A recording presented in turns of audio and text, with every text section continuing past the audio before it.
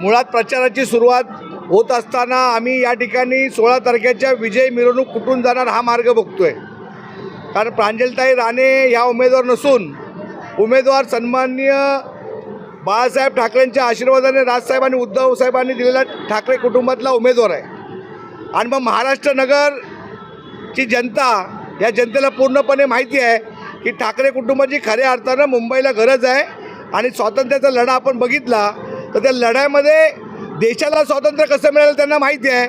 तसं महाराष्ट्रामध्ये मुंबई कशी मिळाली, कोणामुळे मिळाली आणि ती मुंबई कोणाच्या हातात द्यायची हे या जनतेने ठरवलेलं आहे। त्यामुळे विजय आमचा निश्चित आहे। प्रचार आम्ही जोरदार करणार आहे। हा लोकशाहीचा प्रक्रियेचा एक भाग आहे।